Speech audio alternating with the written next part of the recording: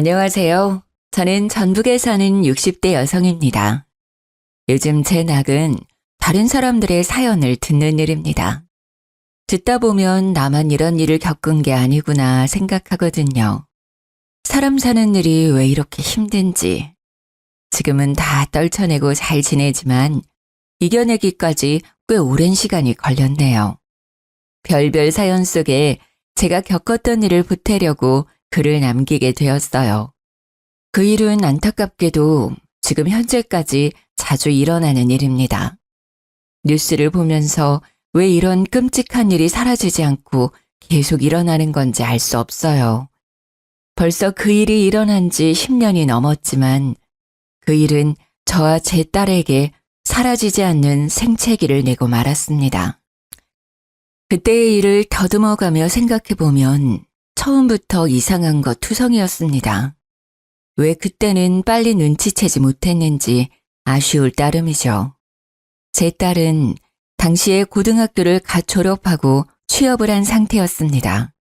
남편은 딸이 어릴 때 교통사고로 떠나고 제게 남은 유일한 자식이니 대학을 보내고 싶었어요. 하지만 딸은 아직 하고 싶은 공부가 없다고 했죠. 대학 가면 등록금만 아깝다고 가지 않겠다고 했어요. 취직해서 돈 벌고 나중에 배우고 싶은 것이 생기면 그때 대학을 가겠다는 말에 말릴 수가 없었어요. 작은 중소기업에 격리로 들어간 딸은 자기 적성에 잘 맞는다며 좋아했거든요. 참 성실하게 회사 생활을 하더라고요. 사무실에서 가장 막내라고 아침 일찍 일어나 출근 준비를 하고 집을 나섰죠. 아침이라도 먹이고 싶은 마음에 저도 덩달아 일찍 일어나 밥상을 차려주면 괜히 엄마 힘들게 한다면서 괜찮다고 손사래를 치곤 했죠. 회사 가는 길에 커피 한 잔 사 먹으면 졸음도 깨고 배도 부르다고 했어요. 그런 딸이 얼마나 안쓰럽고 기특하던지. 남들보다 일찍 시작한 사회생활에 미안하기만 했죠. 풍족하고 넉넉한 부모 밑에서 자랐다면 시간을 두고 공부하면서 하고 싶은 걸 찾았을 텐데 혹시 가정 형편 때문에 등 떠밀려 일하게 된 건 아닌지 미안했죠. 딸이 회사 입사한 지 3년쯤 되었을 때였어요. 딸에게 남자친구가 생겼는지 평소보다 더 열심히 꾸미기 시작했죠. 출근 준비를 하면서 거울 앞에서 보내는 시간이 길어지더라고요. 입는 옷도 달라지고 화장도 더 신경 써서 하기 시작했어요. 제게 말은 안 해도 남자친구가 생겼다는 건 알 수 있었습니다. 아니나 다를까 석 달 정도 지나자 딸이 먼저 넌지시 애인이 생겼다고 말하더라고요. 그 말을 하며 활짝 핀 딸 얼굴을 보니 산뜻한 봄을 맞이한 것 같았어요. 가끔 남자친구 이야기를 꺼낼 때는 뭐가 그렇게도 좋은지 얼굴에 생기가 돌았죠. 그런데 얼마 지나지 않아 딸이 독립하겠다고 하는 겁니다. 이제 겨우 20대 초반이었고 저도 혼자 살고 있었기에 독립을 반대했어요. 하지만 딸은 독립하겠다는 고집을 꺾지 않았죠. 물론 딸이 성인이 되었고 나가서 살 수 있었지만 여자 혼자 밖에 나가 사는 게 걱정되잖아요. 내심 돈을 아껴서 더 모았으면 하는 생각도 있었고요. 제가 계속 독립을 반대하고 나서자 딸은 생전 부리지 않는 고집을 부리면서 언성을 높였죠.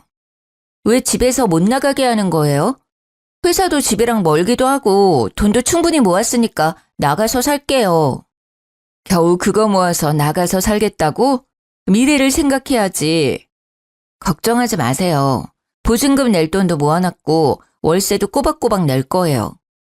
철이 없는지 모르는 건지 딸은 보증금과 월세만 있으면 충분하다고 생각하는 것 같았죠. 나가 살려면 얼마나 많은 돈이 필요한데 회사 생활 3년에 모아놓은 돈이 얼마나 되겠어요. 겨우 원룸 전세금 정도 모아놓았겠죠. 나가면 딸만 고생한다는 생각에 한바탕 잔소리를 퍼부었습니다. 월세만 내면 다인 것 같아? 먹고 마시는 건 공짜인 줄 알아? 거기다가 수도세, 전기세까지 생각하면 나가 살면서 돈 못 모아. 그러니까 조금 더 엄마랑 같이 살자. 회사도 그렇게 먼 것도 아니잖아. 버스로 40분 거리면 가까운 거지. 아침에 일찍 일어나는 것도 너무 힘들어요. 그 시간에 잠도 더 자고 싶고. 그리고 이미 집도 계약해 놓았어요. 이미 계약을 끝냈다니 할 말이 없더라고요. 그렇게도 저와 떨어져 살고 싶은 것인지 서운한 마음이 더 앞섰죠. 자식 키워놓아봤자 아무 소용 없구나 싶기도 했고요. 더 말려봤자 결국 딸과 마음만 상하게 될 거란 걸 알기에 독립을 허락하게 되었어요. 직접 나가서 생활해보기 전까지는 엄마 품이 얼마나 따뜻하고 포근한지 모를 것 같더라고요. 기왕 이렇게 된 거 나가서 고생 좀 해보라는 저의 소심한 복수심도 있었습니다. 흔쾌히 독립을 허락했지만 섭섭한 건 어쩔 수가 없었습니다. 심지어 연락까지 뜸해지기 시작했거든요. 잘 먹고 지내는 건지 집에서 지낼 때는 시집 가면 신물나게 하게 될 것을 알기에 설거지조차 시킨 적이 없었죠. 그러니 매 끼니 걱정도 되고 작은 원룸이라도 깨끗이 잘 치우고 사는지 걱정을 안 할 수가 없었습니다. 거기다 혼자 사는 여자를 노리는 범죄가 늘어났다는 뉴스를 보고 나니 더 딸 집에 가보고 싶었죠. 이사 첫날에 둘러보고 한 번도 가지 않았거든요. 기왕 가는 김에 반찬도 가져다 주고 살림살이도 다시 살필 생각이었죠. 딸아이 먹일 반찬을 준비하고 일부러 퇴근 시간에 맞춰 원룸으로 향했어요. 딸, 어디야? 회사 끝났지?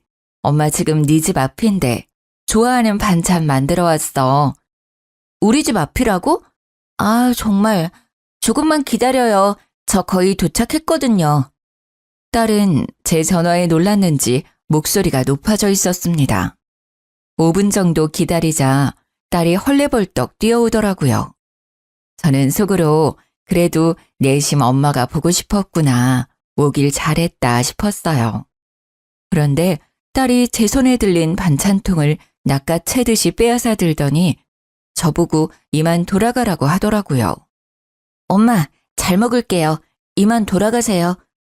너무 당황했죠. 어젯밤부터 딸 얼굴 볼 생각에 들떠 있었는데 바로 돌아가라니.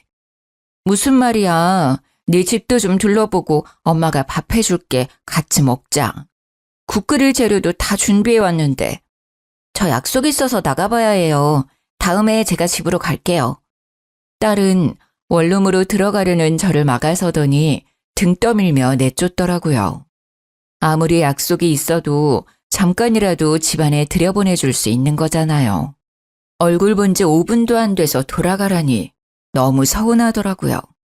안 본 사이에 마른 것 같은 게 밥도 잘 안 챙겨 먹는 것 같아 속상하기까지 했죠. 밥 한 끼 해먹이는 게 뭐가 이렇게 어려운 것인지 딸을 쳐다보며 살짝 앞머리를 넘기는데 오른쪽 이마 밑으로 시퍼런 멍자국이 보였어요. 너 이마 왜 그래? 어디서 다쳤어? 아무것도 아니에요. 계단 내려오다가 굴러서. 크게 다친 거 아니니까 걱정하지 마세요. 조심해야지. 다른 데는 다치지 않았어? 계단에서 굴렀다니 깜짝 놀라지 않을 엄마가 어디 있을까요? 재빨리 딸 팔을 잡고 옷소매를 걷어 올렸죠. 그런데 팔뚝에도 시퍼런 멍자국이 있는 거예요. 아니 어떻게 굴렀길래 온몸에 온통 멍자국이야. 조심 좀 하지. 아유 세상에. 병원은 가봤어? 딸은 옷소매를 내리며 저를 안심시켰죠. 괜찮아요. 뼈 같은 데는 안 다치고 몸에 타박상만 입었어요. 먹령고 잘 바르면 금방 괜찮아진대요. 어두워지기 전에 어서 돌아가세요. 평소에 얌전하고 점잖은 아이였기에 계단에서 굴렀다는 말 자체가 믿기지 않았어요. 하지만 당시에는 딸이 그렇다고 하면 믿을 수밖에 없었죠. 독립 후 제게 사적인 말은 더 이상 하지 않았고 집에 자주 찾아오지도 않으니 알 수가 없었어요. 홀로서기를 하는 딸을 응원해 주어야 하는지 아니면 다시 제 곁으로 데려와야 하는 것인지 감이 안 서더라고요. 쉽사리 발이 안 떨어졌죠. 돌아가지 않고 멀뚱하게 쳐다보고 있으니 딸이 제 손을 꽉 잡았어요. 엄마, 연락할 테니까 걱정하지 말고 돌아가세요. 저 정말 괜찮아요. 딸 얼굴에 옅은 미소가 피어오르자 그제야 떨어지지 않는 발걸음을 돌렸어요. 돌아가는 버스 안에서 무슨 일 있었으면 내게 말했겠지. 별일 없을 거라고 시끄러운 마음을 다독였죠. 제가 딸 인생을 다 살아줄 수 있는 것도 아니고 딸이 별일 아니라고 말했으니 믿어야죠. 딸이 독립한 지 반년쯤 됐을까요? 해외로 여행을 다녀오겠다고 하더라고요. 첫 해외여행이어서인지 목소리가 한껏 부풀어 올라 있었죠. 엄마, 저 며칠 동안 연락 없을 거예요. 세부로 여행 가기로 했거든요. 세부? 거기 동남아시아 아니니? 혼자 갈 리는 없고 누구랑 가는 거야? 며칠 동안 가는데? 3박 5일로 다녀올 거예요. 남자친구랑 다녀올 거니까 너무 걱정하지 마세요. 남자친구와 해외여행이라니. 다 큰 딸을 안 보낼 수도 없고 왠지 마음이 찝찝했지만 어쩔 수 없이 허락했어요. 남자친구 얼굴이라도 본 적 있으면 안심할 텐데 딸과 사귄 지 1년이 다 되어 가도록 얼굴도 본 적이 없었어요. 데리고 오라고 하면 남자친구 바쁘다, 오늘은 일이 있다며 피하더라고요. 그때 미리 남자친구를 만나봤다면 저는 절대 딸을 남자친구와 단둘이서 여행을 보내지 않았을 거예요. 그 여행은 저와 딸에게 일어난 끔찍한 사고의 서막이었으니까요. 딸이 여행을 떠나고 돌아올 시간이 일주일이나 지날 때였어요. 딸에게 돌아왔다는 연락이 오지 않았죠. 여행을 다녀와서 정신이 없어서 그런가 생각하고 다시 전화를 걸었지만 역시 전화를 받지 않았죠. 이렇게 길게 연락이 되지 않으니 무슨 일이 생긴 건 아닌가 걱정이 되기 시작했죠. 같이 간 남자친구 전화번호라도 알아놓았다면 걱정이라도 덜 될 텐데. 저는 그때까지 딸 남자친구에 대해 아는 것이 없다는 것을 깨달았죠. 순간 이렇게 딸에게 무심했나 싶더라고요. 며칠을 더 기다려봐도 딸에게 연락이 없자 딸 집으로 찾아갔어요. 딸 집 초인종을 누르면서 문을 두드렸죠. 그런데 문을 열고 나온 사람은 딸이 아닌 남자였어요. 누구세요? 여기 저희 딸 집인데? 남자는 저를 보며 난감한 표정을 지었어요. 안녕하세요, 어머니. 저 지한이 남자친구예요. 처음 뵙죠? 처음 본 남자친구를 보고 당황스러웠어요. 그것도 딸 집에서 자연스럽게 문을 열고 나왔으니까요. 살짝 고개를 돌려 현관을 보자 남자 신발이 여러 켤레가 있더라고요. 이미 이곳에서 지낸 지 꽤 된 것 같았어요. 그래서 반찬 주려고 찾아왔던 그때 급히 저를 돌려보냈나 싶기도 했죠. 그때까지 한 번도 딸이 남자친구와 같이 동거 중일 거라고 생각해보지 않았었어요. 그것도 제게 비밀로 하고 말이죠. 하지만 지금은 딸이 무사하게 돌아왔는지 확인하는 게 먼저였습니다. 아, 네. 지안이 어디 있나요? 하도 연락이 안 돼서 이렇게 연락이 안 된 게 처음이라. 그런데 딸 남자친구 입에서 나오는 말은 제 예상과 전혀 다른 말이었어요. 지안이 본가로 간 거 아닙니까? 저보다 먼저 한국으로 돌아갔는데요. 저는 집에 없어서 본가로 돌아간 줄 알았어요. 그게 무슨 말이에요? 한국으로 먼저 돌아갔다니요. 그게 여행 도중에 싸웠거든요. 그랬더니 지안이가 화가 많이 났는지 집으로 먼저 돌아간다고 호텔로 갔어요. 저도 뒤늦게 호텔로 돌아와 보니 지안이 짐이 이미 사라졌길래 먼저 돌아갔다고 생각했거든요. 그 말은 제 딸이 실종됐다는 말인가요? 그런 것 같네요. 저도 방금 한 사실이라. 저를 당황하게 한 것은 딸이 실종되었다는 말도 있었지만 그런 말을 정말 태연하게 하는 남자친구였어요. 동거 중인 여자친구가 실종되었는데 걱정 없는 마른 장작처럼 툭 하고 내뱉는 그 남자의 모습에 소름이 돋아올랐죠. 차분하게 무표정으로 서 있는 남자를 보고 분노가 치밀어 올랐죠. 50년 이상 살아온 제 촉이 딸이 사라진 것은 이놈과 연관이 있다고 가리켰어요. 당신이 내 딸 어떻게 한 거 아니야? 어떻게 여자친구가 말도 안 통하는 타국에서 사라졌다는데 그렇게 태어날 수가 있어? 내 딸 어디 있어? 빨리 데려와! 저한테 왜 그러세요? 저도 방금 알았다고 했잖아요. 저도 지금 지안이가 어머님 댁에 있는 줄 알았다니까요? 되레 저한테 큰 소리를 치더라고요. 저는 가방에서 핸드폰을 꺼내 경찰에 신고했어요. 아무리 생각해도 제 딸이 사라진 게 이상한 일이었으니까요. 10분 뒤 출동한 경찰에게 저는 딸 남자친구가 의심된다고 말했죠. 아무래도 이 남자가 수상해요. 제 딸과 함께 여행 가서 혼자였단 말이에요. 제 딸이 돌아와야 할 날짜가 벌써 열흘이 넘었는데. 저는 정말 억울하다니까요. 먼저 한국 간다고 짐까지 챙겨 나가버린 걸 저보고 어쩌라는 말입니까? 정말 어머님 댁에 있는 줄 알았다니까요. 아이씨. 두 분 다 진정하세요. 일단 실종 신고부터 하시고 필리핀 현재 경찰에게 수사 요청부터 해보죠. 딸 남자친구는 얼굴이 새빨개지면서 욕까지 내뱉었죠. 이런 폭력적인 남자와 내 딸이 만나고 있었다니 순간 아찔해졌습니다. 심증은 있지만 증거가 없으니 마냥 우길 수도 없고 경찰이 하루빨리 제 딸을 찾아주길 바랄 뿐이었죠. 집으로 돌아와 딸을 찾았다는 연락만 기다렸습니다. 그때까지는 딸을 쉽게 찾을 수 있을 거라고 생각하고 있었죠. 하루하루 시간은 가는데 경찰서에는 연락이 없었어요. 딸이 실종된 지 한 달쯤 되어가자 참다 못한 제가 먼저 전화를 걸었습니다. 저기 실종 신고한 최지안 엄마인데요. 수사가 어떻게 진행되고 있는지 알고 싶어서 연락드렸어요. 아, 네. 필리핀에서 실종됐다고 하셨죠? 어머니, 죄송합니다. 최근 필리핀은 외국인 대상으로 범죄율이 너무 높은 나라라서요. 거기다 밤에 짐까지 들고 나갔다고 하면 못 찾는 경우가 허다해서 말이죠. 찾는데 시간이 걸릴 것 같네요. 경찰 말은 딸을 찾지 못한다는 말이나 마찬가지였죠. 저도 필리핀에서 최근 한국인 대상으로 범죄가 심각하다는 뉴스를 받기에 속만 태울 수밖에 없었습니다. 하지만 어떻게 어미가 되어서 자식이 타지에서 죽었는지 살았는지 모르는 상태로 가만히 있을 수가 있겠습니까? 딸 혼자 사라진 게 아닐 거예요. 그 남자친구가 수상하다니까요. 여자친구가 사라졌는데 너무 태어난 게 말도 안 되잖아요. 한 번만, 제발 한 번만 조사 좀 해주세요. 그래서 저희도 조사했죠. 하지만 증거가 없어요. 따님이 묵었던 호텔 CCTV가 고장나는 바람에 아무것도 찍히지 않았어요.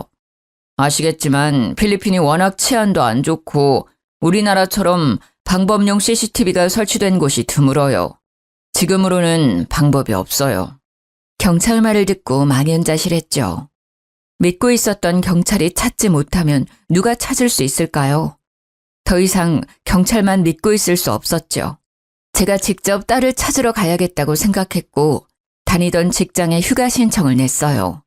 일주일씩이나 자리를 비운다는 게 당시로서는 쉽지 않았지만 회사에서도 딱한 제 사정을 이해해 주셨죠.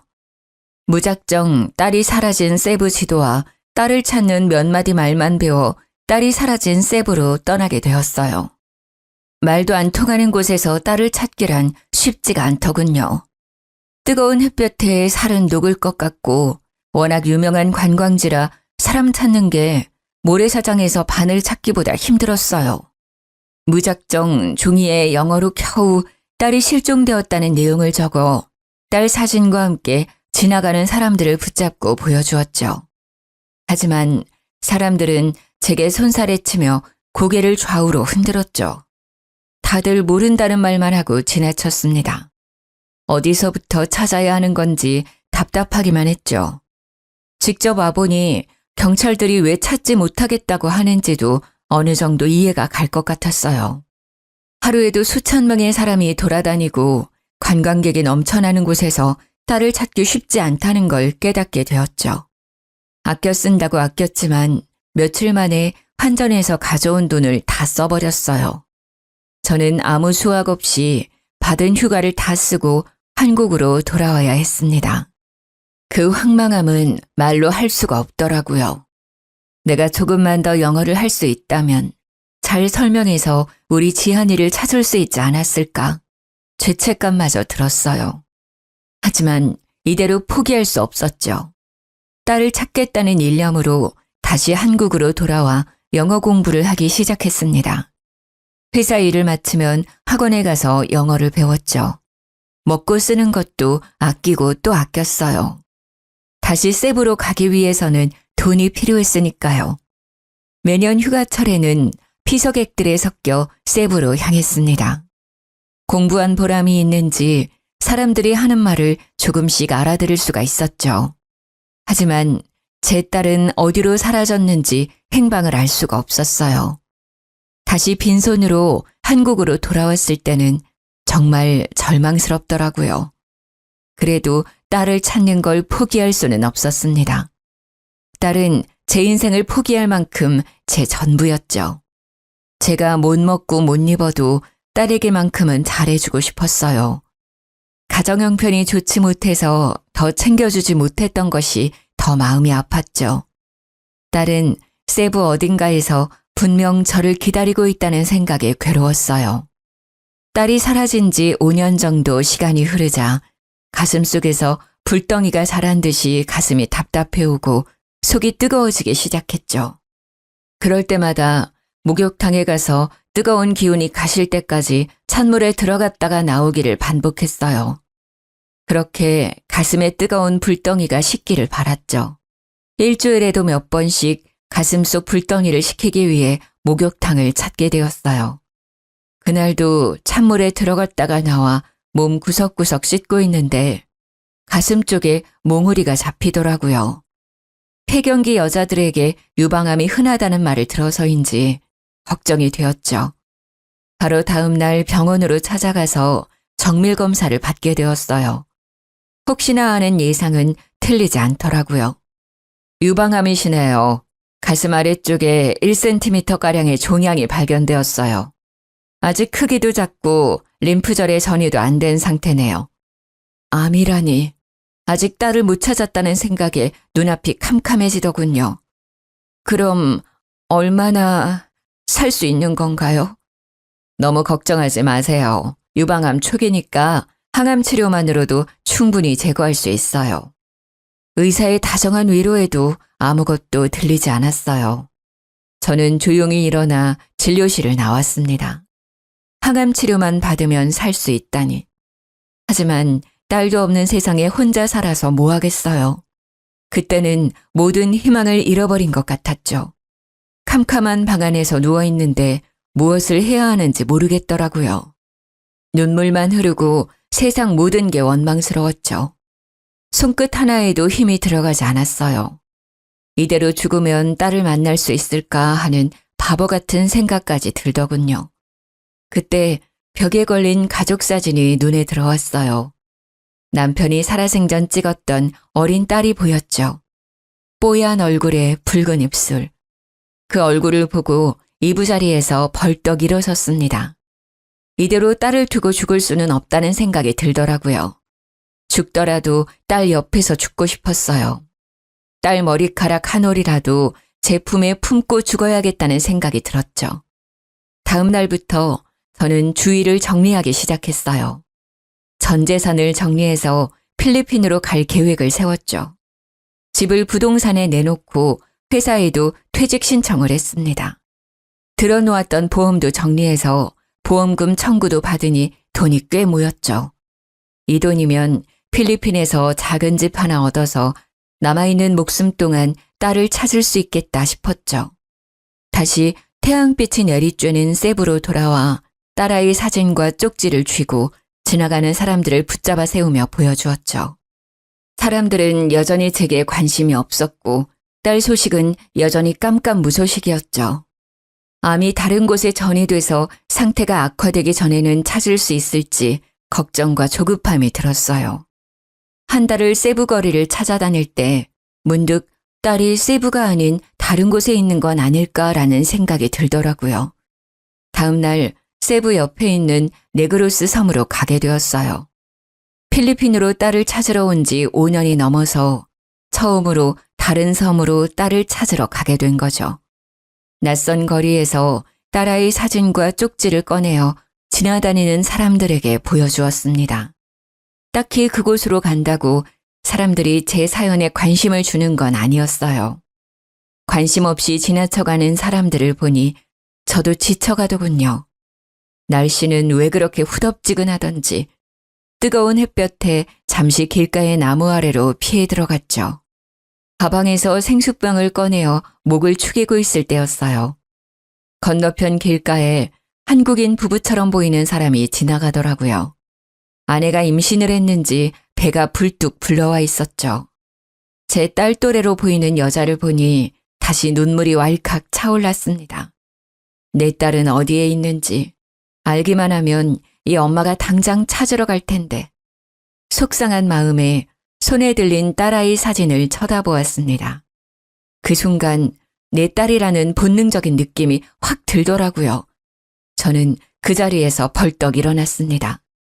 방금 길 건너 지나간 임산부는 분명 제 딸이었어요.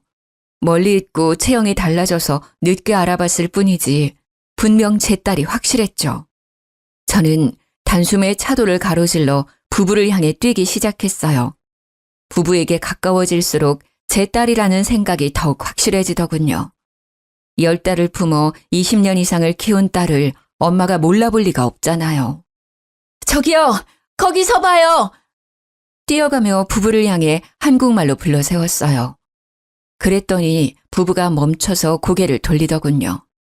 가까이서 본 임산부의 얼굴은 정말 제 딸아이였습니다. 꿈에서도 찾아 헤매던 딸이었죠. 지안아, 엄마야. 엄마가 너를 찾으러 왔어. 엄마랑 같이 돌아가자. 그런데 딸이 뒷걸음치며 물러서더니 옆에 서 있던 남자 뒤에 숨더라고요. 지안아, 엄마라니까? 왜 그래? 엄마 몰라보겠어? 제 아내를 아는 분입니까? 어머니요? 맞아요. 제가 엄마예요. 그런데 왜 저를 못 알아보죠? 지안아, 엄마 봐봐. 일단 진정하세요. 아내가 놀라서 제가 말해드리겠습니다. 그러니 일단 진정하십시오. 딸을 바로 앞에 두고 제대로 얼굴조차 볼 수 없다니 울분이 목 끝까지 차올랐죠. 제 딸한테 무슨 일이 있었던 거죠? 왜 이제까지 돌아오지 않은 거예요? 제 아내 이름이 지안이라는 것도 저는 방금 알았어요. 저와 처음 만났을 때는 이름도 과거도 잊어버린 상태였거든요. 그게 무슨 말이죠? 이름을 기억하지 못한다는 말인가요? 기억상실증이라도 걸렸단 말이에요? 어머니, 차근차근 말해드릴 테니 진정하세요. 그전에는 무슨 일이 있었는지 모르지만 일단 저와 처음 만났을 때는 기억을 잊어버린 상태였습니다. 그때 당시 저는 이곳에 사업차 머무르고 있던 중이었어요. 그때 제 밑에서 일하던 직원이 바닷가 근처에서 쓰러져 있는 이 사람을 발견해서 제게 데리고 왔어요. 그런데 이름도 기억도 모두 잊은 상태였고 온몸에 멍자국만 가득하더라고요. 말도 안 돼요. 그럼 왜 바로 신고하지 않았죠? 할 수 있었잖아요. 했죠. 왜 안 했겠습니까? 대사관으로 같이 찾아갔어요. 그런데 이 사람이 기억이 있어야 말이죠. 신원 보증할 물건도 하나 없고 대사관에서는 탈북민으로 위장해서 한국으로 입국하려는 사람들도 있어서 당장은 도와줄 수 있는 것이 없다고 했죠. 일단 기억이 돌아올 때까지 기다려보자고 하더군요. 정말 기가 막혀왔습니다. 경찰에 실종 신고를 했는데 대사관에서 모른다니 말이 안 되잖아요. 처음 본 남자와 한참 대화를 하다가 그 이유를 알 수 있었죠. 제가 딸을 실종 신고를 하기 전에 대사관에 다녀갔던 거죠. 빨리 딸을 실종 신고만 했더라도 이렇게 엇갈리지는 않았을 텐데 딸을 기다린 열흘의 시간이 원망스러웠죠. 사위는 5년 동안 딸을 보살폈다고 하더군요. 사업차 필리핀에 왔지만 도저히 딸을 두고 한국으로 갈 수 없었다고 했어요. 어쩔 수 없이 같이 지내다 보니 정도 들고 서로 사랑하게 되면서 같이 살게 되었다고 했습니다. 그동안 딸을 무사히 보살펴 주었다니 너무 감사했어요. 정말 고맙습니다. 제 딸을 살려주셔서 너무 고마워요. 그동안 잘 보살펴줘서 너무 감사합니다. 아닙니다, 어머니. 이제라도 다시 만나서 다행입니다. 지안아, 무슨 일이 있었는지 엄마한테 말해봐. 무슨 일이 있었던 거니? 제 딸에게 무슨 일이 생겼던 걸까요? 무슨 일이 있었길래 낯선 타국에서 기억까지 잊어버리고 5년 동안 있어야 했던 걸까요? 딸에게 물어보고 싶은 말이 한가득하였지만 딸은 제 얼굴도 제대로 쳐다보지 못했죠. 저를 쳐다보는 딸아이 얼굴은 두려움이 가득했어요. 그동안 필리핀에서 딸을 그렇게 찾았어도 못 찾은 이유가 있더라고요. 딸은 불안증 때문에 거의 집 밖으로 나간 적이 없다고 합니다. 최근에는 아이를 임신해서 병원 정도만 다닌다고 해요. 벌써 임신 7개월에 들어섰다고 했죠. 어머님, 일단 이 사람한테 시간이 필요할 거예요. 지금도 작은 소리만 나도 무서워해요. 우리 집으로 같이 가시죠. 저는 남자와 함께 집으로 향했어요. 제게 사위가 될 이 남자는 필리핀에서 라텍스 제품을 사서 한국에 수출하는 일을 하고 있었죠. 거리가 좋아서 살림살이는 번듯해 보였습니다. 그럼 이제 어머님이 아내 신원보장을 할 수 있으니 여권을 재발급해야겠군요. 네, 일단 딸아이를 한국으로 데려가고 싶은데 괜찮을까요? 네, 안 그래도 아내 출산이 2달 정도밖에 남지 않아서 걱정이었거든요. 아직 이곳은 의료시설이 낙후되어 있거든요. 저희는 바로 다음 날 대사관에 여권 재발급을 신청하게 되었어요. 그동안 신고 기록과 딸아이의 병원 진료 기록 등을 제출하니 쉽게 여권을 발급해 주더군요. 딸과 다시 한국으로 돌아갈 생각을 하니 마음이 들떴어요. 여권이 나오자 저희는 바로 한국으로 출국하게 되었죠. 한국으로 왔지만 이미 집까지 팔아서 필리핀으로 갔던지라 당장 지낼 곳이 없었어요. 그런 제게 사위가 먼저 같이 지내자고 했죠. 장모님, 괜찮으시면 우리 집에서 같이 지내는 건 어떠세요? 사위는 한국과 필리핀을 오가면서 지내서 이미 한국에 집을 가지고 있었거든요. 저는 사위 말에 너무 고마웠죠. 아무리 장모라고 해도 얼굴 본 지 겨우 1달밖에 되지 않은 사이잖아요. 정말 그래도 되겠어? 자네가 불편하지 않겠어? 당연하죠. 장모님이 곁에 있으면 집사람도 불안증이 안정될 것 같고 좋을 것 같아요. 혼자 지내시기도 적적하시잖아요. 정말 고맙네. 이렇게 나까지 챙겨줘서. 다정한 사위 덕분에 저는 딸과 떨어지지 않고 지내게 되었죠. 사위 말대로 딸과 함께 지내니 처음에는 낯설어하던 딸도 적응해가는 것 같았어요. 며칠 지나니 제게 먼저 다가와 말을 걸더라고요. 식사 하셨어요? 뭐라도 드실래요? 아직 밥 먹을까? 너 계란장조림 좋아하지? 엄마가 해놨어. 그거랑 된장찌개 금방 끓여서 밥 먹자. 딸을 소파에 앉히고 점심을 준비하기 시작했죠. 먼저 다가오는 딸이 얼마나 기특하던지. 된장찌개를 끓이는데 왈칵 눈물이 밀려오더라고요. 이 시간이 정말 소중하게 느껴졌죠. 그리고 앞으로 이런 시간이 계속되길 빌었어요. 딸아이가 안정을 되찾길 바랐죠. 딸아이는 밤에 불을 끄고 잠을 자지 못할 정도로 극도의 불안 증세에 시달리고 있었거든요. 예전에는 작은 불빛만 있어도 잠을 못 자서 콘센트 불빛도 안 보이게 뒤집어두고 자던 딸이었는데 말이죠. 겉모습만 같을 뿐 꼭 다른 사람 같았어요. 살가웠던 기억은 다 잊어버리고 저를 경계하며 멀찍이 떨어져 앉아있는 경우가 많았거든요. 그런 딸이 먼저 말을 걸어주니 너무 감격스러웠습니다.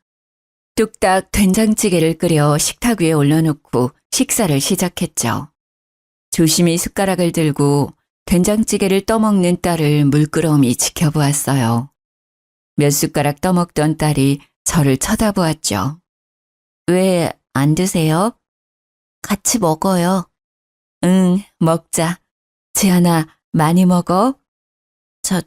저기 남편한테 들었는데 아프시다고 들었어요. 치료하면 좋아진다고 하던데요. 항암 치료 받아보시는 건 어떠세요? 순간 울컥했어요. 지금까지 제가 아프다는 것도 잊고 있었거든요. 그래, 네가 받으라면 받아야지. 너무 걱정하지 마. 엄마 괜찮을 거야. 빨리 나아야 손주도 봐주지. 딸과 저를 위해 항암 치료를 받기 시작했습니다. 다행히 암은 많이 커지지 않았다고 하더라고요. 항암 치료만 열심히 받으면 완치될 수 있으니 희망을 잃지 말라고 했죠.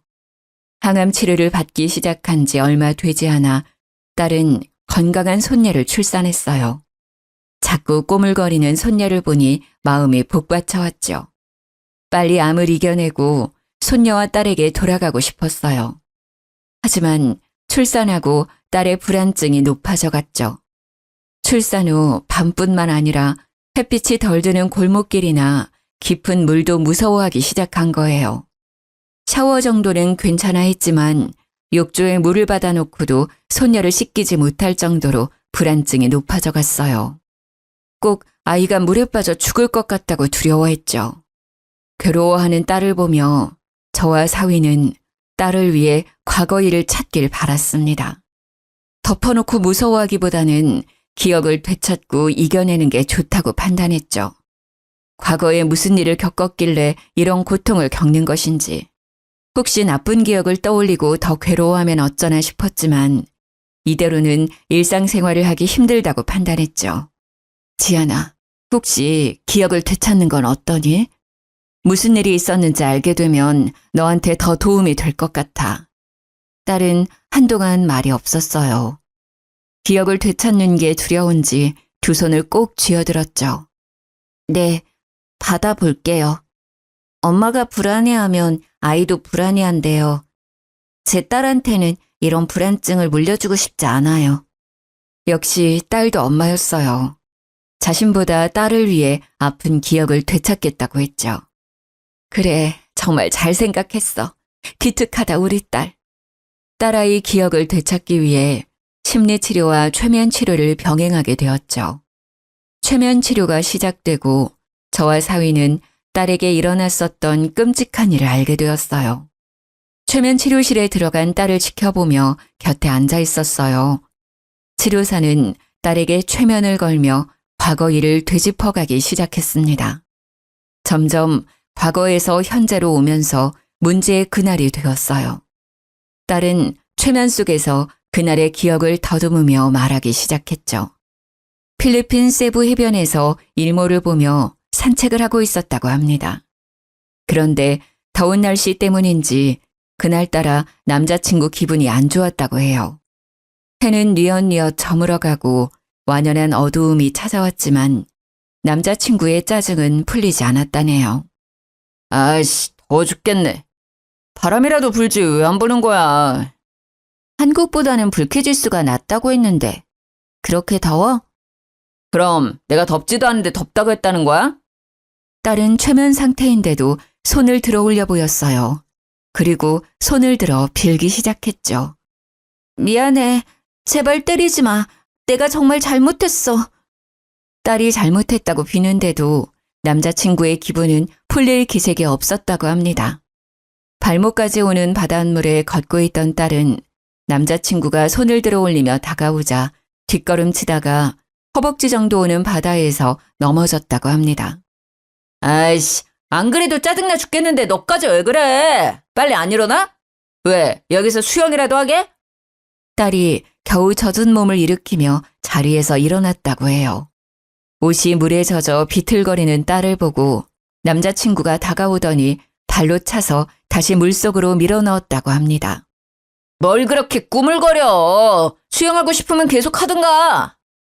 다시 물에 빠진 딸이 허우적거리며 일어서려고 할 때 파도가 밀려오면서 붕 떠있는 딸이 오히려 깊은 수심으로 들어가 버렸고 순간 발에 땅에 닿지 않자 당황했대요. 양팔을 허우적거리며 해변에 있는 남자친구를 보고 소리를 질렀다고 합니다. 살려줘! 발이 땅에 안 닿아! 장난치지 말고 빨리 나와! 짜증나니까! 주위를 둘러봐도 한적한 해변이라 남자친구 말고는 다른 사람은 보이지 않았다고 해요. 순식간에 파도에 휩쓸려 먼 바다까지 떠내려가 버렸답니다. 딸은 그 순간에 살기 위해 필사적으로 팔을 휘저었답니다. 무서워요. 살려주세요. 너무 어둡고 아무것도 보이지 않아요. 물이 너무 짜요. 자꾸 물이 입속으로 들어와요. 네, 진정하세요. 괜찮아요. 숨을 천천히 들이마셨다가 내쉬세요. 바닷속에서 발버둥 치는데 손에 뭔가 잡혔어요. 어두워서 잘 안 보이는데 나무가 떠내려가는 것 같아요. 그걸 잡고 바다에 안 빠지려고 버텼어요. 최면 치료가 끝나자 저는 터져나오는 울음을 참을 수가 없었어요. 그 어둠 속에서 얼마나 무서웠을까. 통나무를 붙잡고 옆 섬까지 떠내려갔던 겁니다. 너무 기가 막히고 안타까웠죠. 딸아이가 다니는 정신과 의사 말로는 밤새 어두운 바다에 떠 있었던 공포를 극복하기 위해 기억을 지워버린 것 같다고 했죠. 그 기억이 얼마나 고통스러웠기에 기억을 지워버린 걸까요? 그리고 남자친구가 딸을 상습적으로 때려왔다는 것도 알게 되었죠. 5년 전 제가 딸에게 반찬을 가져가 줄 때 보았던 멍자국도 다 남자친구가 때린 자국이었던 거죠. 순간 가슴속에서 분노가 치밀어 올랐어요. 눈에 넣어도 안 아플 내 딸을 상습적으로 협박까지 했죠. 그동안 곁에 있으면서도 딸이 어떻게 지내는지도 모르고 있었던 제가 너무 바보 같았어요. 왜 그때 딸 말을 고지곳대로 믿어버린 것인지. 딸은 최면 치료를 받으며 기억을 점점 찾았지만 되찾은 기억으로 몹시 괴로워했어요. 엄마 죄송해요. 독립한 것도 남자친구가 자기가 지낼 곳이 없다고 저보고 집 구하라고 했어요. 그리고 엄마가 아시면 반대할 테니까 몰래 살게 했는데 같이 살다 보니 몰랐던 폭력성이 보이더라고요. 도망가려고 하니까 자기 말 안 들으면 엄마까지 때린다고 협박해서 도망칠 수가 없었어요. 저는 울먹이는 딸을 꽉 끌어안았습니다. 그동안 얼마나 무서웠을까요? 그런 나쁜 놈 때문에 내 딸이 그런 고생을 겪다니. 피가 거꾸로 흐르는 것 같았죠. 괜찮아. 엄마는 괜찮아. 네가 이렇게 돌아왔잖아. 이제 다 괜찮아질 거야. 저는 정말 참을 수가 없었어요. 오장육부가 뒤틀리고 이가 뿌드득 갈렸죠. 옆에 있던 사위도 분노가 치밀어 오르는지 주먹으로 벽을 내리치더니 방을 뛰쳐나갔죠. 사위가 어디로 뛰쳐나갔는지 알 것 같았어요. 저도 당장이라도 뛰어나가 그놈을 잡아오고 싶었습니다. 하지만 항암 치료의 부작용으로 체력이 많이 떨어져 있는 상태였죠. 머리카락도 듬성듬성 빠지고 구토 때문에 음식을 제대로 먹지 못했어요. 제가 당장 할 수 있는 일은 아직 불안증이 있는 딸을 위해 손주를 같이 돌봐주는 것뿐이었죠. 그래도 답답한 가슴은 어떻게 할 수가 없었어요. 제 딸이 그동안 겪었던 고통을 알고 나니 밤에 잠이 오지 않았어요. 그날 후로 사위는 집을 비우는 시간이 길어졌어요. 사위는 제게 그놈을 찾고 있다고 말하더군요. 아내의 일을 알게 되니 그런 놈을 도저히 그냥 둘 수 없을 것 같아요. 지금 사람들 사서 찾고 있는데 찾는 게 쉽지 않네요. 너무 무리하지 말게. 그놈을 잡는 것보다 자네 건강이 중요해. 네, 걱정하지 마세요. 그래도 그놈은 다른 사람들을 위해서라도 꼭 잡아야 해요. 그 벌은 못 거치고 또 어디서 다른 사람을 괴롭히고 있을 거예요. 사위는 딸뿐만 아니라 다른 사람들을 위해서라도 잡고 싶어 했어요. 손녀가 돌이 막 지난 후였어요. 사위의 끈질긴 노력 끝에 그놈을 잡았다는 전화를 받았습니다. 장모님, 잡았어요. 혹시 지금 경찰서 오실 수 있으세요? 전화를 받고 한 걸음에 경찰서로 달려갔습니다. 경찰서 안으로 들어서니 죽여도 시원찮은 놈이 의자에 삐딱하게 앉아 있었죠. 경찰서로 들어오는 저를 알아봤는지 입가에 미소까지 띄더라고요. 정말 그때는 온몸에 소름이 돋아오를 정도로 놀랐어요. 저를 기억할 거로 생각하지 못했거든요. 경찰 조사를 받는 내내 성실함이라고는 없었죠. 툭툭 내뱉는 말투로 질문에 대답하더라고요. 제 딸을 그렇게 망가뜨려 놓고 버릇을 버리지 못했는지 2년 전에 데이트 폭력으로 고소가 된 적이 있었다네요. 상대방 여자가 합의해서 원만하게 끝났다고 했죠. 그런 전과가 있음에도 경찰은 제 딸이 당한 일과 그놈은 상관없다고 결론을 내렸어요.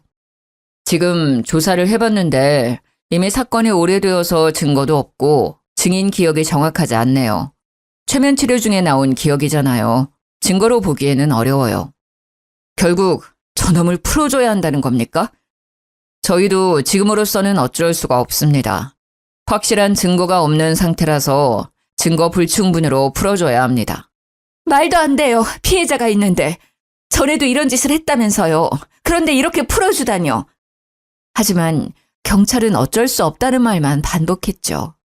그놈은 저희를 보면서 어깨를 들썩이더니 경찰서 밖으로 나가더군요. 분노가 치밀어 올라 이대로 그놈을 보낼 수가 없었어요. 바로 그놈을 따라가며 옷자락을 붙잡았죠. 가긴 어디를 가? 거기 안 서? 내가 찾아갔을 때 말했어야지. 나한테 거짓말하고 그동안 뻔뻔하게 살아?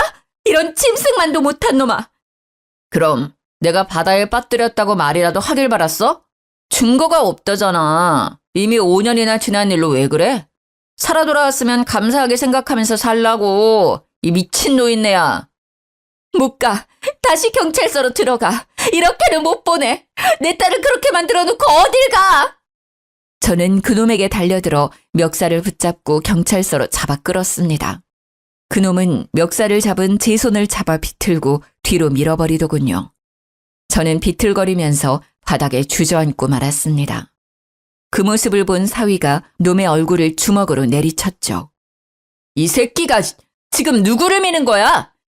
너는 뭐야? 노인네랑 무슨 사위라도 되냐? 그래, 사위다 왜?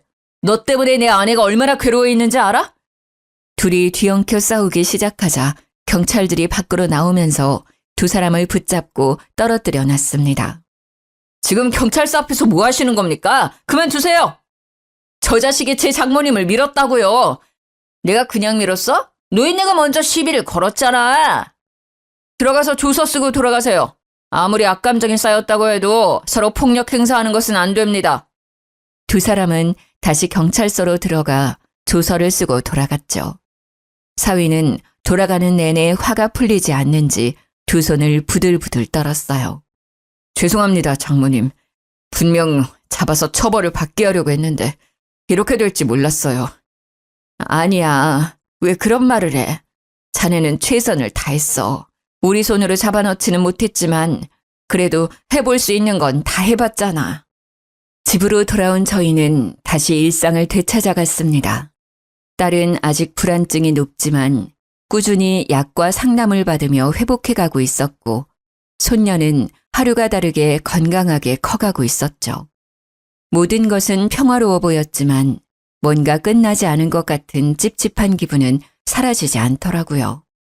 그놈이 어디서 또 어떤 여자들을 괴롭히고 때리고 있을 생각을 하니 뭔가 끝내지 않은 숙제를 남겨놓은 느낌이 들었거든요. 그렇게 한 반년 정도 지나 저는 정기검진을 위해 병원에 다녀오게 되었어요. 병원에서는 전이도 없고 치료도 잘 되고 있다고 하더군요. 이제 지겨운 암도 끝이구나 생각하며 병원 로비를 걸어가고 있을 때였죠. 제 눈앞에 그놈이 걸어오더라고요. 선글라스를 끼고 손에는 지팡이를 집은 채 옆에는 사회복지사로 보이는 중년 여자의 부축까지 받으면서 제 옆을 지나쳐가더라고요. 온몸에 털이 바짝 올랐어요.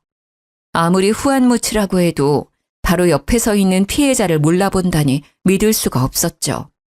전에 경찰서에서도 저를 바로 알아봤으니까요. 손발이 덜덜 떨리더니 심장이 팔딱이더라고요. 가쁜 숨을 내쉬며 뒤를 따라갔죠. 두 사람이 멈춘 곳은 안과였어요. 그놈이 간호사와 함께 진료실로 들어가자 부축하던 중년 여자에게 다가갔습니다. 저기 방금 들어간 남자 지인인데요. 혹시 무슨 일로 병원에 온 건가요? 저를 못 알아봐서요. 아, 방금 저 사람이요? 반년 전인가 경찰서에서 돌아오면서 교통사고가 났대요. 그때 얼굴을 핸들에 크게 부딪혔나 봐요. 얼마나 세게 부딪혔는지 시신경이 다치는 바람에 양쪽 눈이 실명되었거든요. 아유, 아직 앞날이 창창한 청년이 어쩌다 다쳤는지 가여워 죽겠어요. 안전벨트만 했어도 그렇게 크게 부딪히지 않았을 거라는데. 에휴. 그 말을 듣고 뒤돌아서는데 올라가는 입꼬리가 내려오지 않았어요. 가장 먼저 드는 생각은 남겨진 숙제 같던 일이 더는 일어나지 않겠다는 거였죠. 눈에 보이는 게 없으니 누구를 괴롭힐 수 있겠어요. 천벌을 받았다는 생각이 들었습니다. 그 후에 제 마음은 개운해졌지만 아직도 뉴스에 심심치 않게 데이트 폭력 문제가 나오면 마음이 너무 안 좋았어요. 바로 제 딸이 데이트 폭력 피해자였으니까요. 남일같이 느껴지지 않았죠. 왜 이런 일들은 사라지지 않고 반복되는 것인지 다시는 이런 안타까운 희생이 없었으면 좋겠어요. 피해자에게 몸에 생긴 상처보다 마음에 남겨지는 상처가 더 깊더라고요. 제 딸도 기억을 지워버릴 정도로 충격을 받았으니까요. 딸은 지금은 겉으로는 완전히 그때의 일을 벗어난 것 같지만 가끔 그런 비슷한 뉴스를 보면 자리에서 일어나 피해버리고는 해요. 아직 완전히 잊히지 않은 거겠죠. 그리고 손녀에게만은 그런 일이 없었으면 좋겠다고 넌지시 제게 말했죠. 아마도 예전처럼 기억을 지워버리지 않는 한 그 기억은 평생 제 딸을 괴롭히겠죠. 사위는 몇 년 전에 필리핀 사업을 접고 전북으로 내려와 새로운 사업을 시작했어요. 지금은 사업도 안정적으로 이끌어 나가면서 지역 방범대에 가입해서 활동하고 있죠. 딸이 데이트 폭력으로 심한 마음의 상처를 받았어도 이렇게 든든하고 올바른 사위를 만나서 이겨낼 수 있었다고 생각해요. 아마도 그때 사위가 딸을 구해주지 않았다면 저는 2번 다시 딸과 만나지 못했겠죠. 항상 감사하게 생각하면서 다시는 이런 일이 없도록 기도를 드리고 있습니다. 아무튼 모두에게 평안만이 가득하길 바라면서 글을 줄이겠습니다. 들어주신 여러분 감사합니다.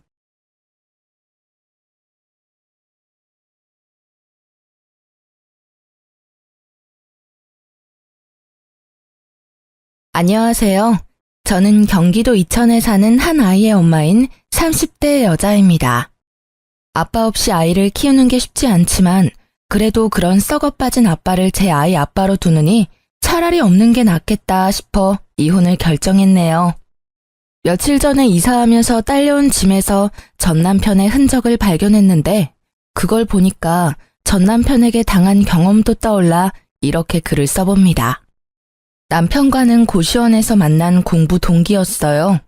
대학 땐 제 적성에 맞는 줄 알았던 공부가 취직하니까 왜 그렇게 생각한 것과 달랐던지 모르겠더라고요.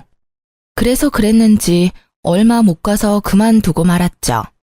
그러고는 고시원에 들어가서 공부를 시작했는데 막상 혼자 하려니 막막할 때 남편이 나타났어요. 행정고시 준비하시나 봐요. 아유, 처음부터 그 문제집으로 하려면 꽤 어려울 텐데. 제가 가지고 있는 문제집 드릴 테니까 이걸로 시작해봐요. 훨씬 쉽게 하실 수 있을 거예요. 처음에는 낯선 사람에게 스스럼 없이 말을 걸어오는 남편을 보고 경계를 심하게 했던 기억이 나네요. 그 때문인지 저도 모르게 말에 가시가 돋아 있었는데 남편은 굴하지 않고 살갑게 저를 대해왔어요. 믿져야 본전이라는 말처럼 남편이 준 문제집으로 공부를 했더니 정말 머리에 쏙쏙 들어오는 게 신기하더군요. 그 후로 남편에게 경계가 살짝 풀렸고 고시원에서 저보다 먼저 있던 남편에게 도움을 많이 받았습니다. 그를 계기로 저희는 빠르게 가까워졌고 저는 시험에 합격했지만 남편은 그 해에 떨어지고 말았죠. 다음에는 꼭 합격할 거야. 내가 오빠가 합격할 때까지 옆에서 잘 챙겨줄게. 언제 합격할지도 모르는데 너한테 고생시킬 수 없지. 난 괜찮아. 오빠는 중요한 순간에 눈치가 없더라. 나 지금 오빠한테 고백하는 거잖아. 오빠가 합격하는 날까지 1년이 걸리든 5년이 걸리든 평생 옆에 있어 주겠다고. 숭이야, 정말 이런 나라도 괜찮아? 너만 괜찮다면 난 다 괜찮지. 고마워. 정말 고마워. 문제집을 타고 저희의 사랑은 시작됐지만 남편의 합격 소식은 좀처럼 들려오지 않았어요. 결국 남편은 고시 공부를 3년 만에 포기하고 친구를 통해 건설 현장 일을 배우기 시작했습니다. 생각보다 남편은 몸을 움직이는 게 천성인 사람처럼 일하는 게 즐겁다고 하더군요. 그로부터 6개월이 지나고 저희는 빠르게 결혼까지 하게 됐죠. 혼전 임신을 해버렸거든요. 물론 3년 반을 만난 사이니까 결혼해도 늦지 않은 시기라고 생각하기도 했고요. 처음 시댁에 인사하러 갔을 때도 느꼈었는데 결혼까지 꼴이 나니까 시어머니가 무척 좋아해 주셨어요. 저 나이까지 공부만 하다가 장가도 못 가면 어쩌나 했는데 승인이가 며느리로 와서 내가 얼마나 고맙고 좋은지 몰라. 그리고 굳이 우리 집에서 안 살아도 된다니까. 어머님이랑 같이 살고 싶어서 왔죠. 어머님은 저랑 사시는 게 싫으세요? 그래도 저 지금 당장은 나갈 생각 없으니까 싫어도 어머님이 봐주세요. 네? 내가 우리 예쁜 새아가를 왜 싫어하겠어? 함부로 그런 생각은 하지 말아라. 얼굴도 예쁘고 성격도 예쁘고 말까지 예쁘게 하는데 자랑하고 다녀도 부족하지 얘. 솔직히 말씀드리면 친정엄마보다 시어머니와의 사이가 더 애틋하고 좋았어요. 아무튼 시어머니와 사이도 좋아서 제 결혼 생활에는 아무런 문제가 없을 줄 알았습니다. 그런데 결혼하고 2달이 조금 지났을까요? 갑자기 남편이 지방에 가야 한다고 하더라고요. 이번에 일이 거제에 갔다가 대구로 넘어가야 해서 좀 오래 내려가 있어야 할 것 같아. 신혼 초인데 당신한테 미안하네. 나도 최대한 빼보려고 했는데 인력이 없다고 내가 꼭 필요하대. 일이라서 가는 건데 뭐가 미안해. 당신은 나를 그런 속 좁은 여자로 본 거야? 난 당신이 일 때문에 해외를 간다고 해도 바로 보내줄 수 있는 여자라고. 당신이 좋아서 하는 일인데 내가 안 보내줄 이유가 있나? 대신 연락만 잘해줘. 여보, 고마워. 당신 말대로 연락 잘할게. 남편은 그렇게 함께 일하는 친구 차를 얻어 타고 지방으로 떠났어요. 새벽 5시에 기상해서 말이죠. 시어머니는 신혼인데 이렇게 오래 떨어져 지내는 게 괜찮냐며 저를 걱정해 주셨는데요. 아무리 요즘 주말 부분이 뭐니 많다지만 새아가, 너 정말 괜찮은 게야? 그럼요. 저도 제 일도 있고 어머님도 있는데 뭐가 걱정이겠어요. 남편도 내려가서 연락 잘하기로 저랑 약속했으니까 어머님도 너무 걱정하지 마세요. 그렇게 저는 남편과 결혼하고 근 2달 만에 주말 부부가 되었어요. 주변에서 다들 걱정했는데 당사자인 저와 남편은 정말로 괜찮았습니다. 신혼이니까 더 그렇게 믿었던 것 같아요. 초반에는 약속대로 연락을 잘하더니 어느 순간부터 종종 연락이 두절되거나 잠수 타는 날도 있었어요. 일이 너무 고돼서 나한테 연락도 못하고 잠들었구나 이해하려고도 했는데 배신도 이런 배신이 없더군요. 하지만 남편에게 왜 이렇게 연락이 안 되냐고 따질 수가 없었습니다. 남편이 지방에 일하러 간다고 했을 때 제가 한 말이 있잖아요. 남편이 좋아하는 일이면 해외로 간다고 해도 보내주겠다고 한 그 말이요. 혼자 머릿속으로 상상의 나래를 펼치면서 시간만 흘러가고 있었는데요. 그때 시어머니께서 절 부르시더니 아가, 요즘 무슨 일이 있니? 안색이 많이 안 좋아 보여. 라며 저를 진심으로 걱정해 주시길래 시어머니께는 솔직히 말씀드리고 싶어서 제 속마음을 알려드렸죠. 어머님, 실은 저 남편 걱정에 잠도 잘 못 자고 일도 손에 잡히지가 않아요. 남편과 연락이 조금 안 된다고 이렇게 불안해하고 싶지 않은데 어떻게 해야 할지 모르겠어요. 연락이 안 된다면 직접 얼굴 보고 얘기하면 되지 않니? 시어머니의 말씀에 제 속이 뻥 뚫리는 기분이 들더라고요. 제가 듣고 싶은 말이었거든요.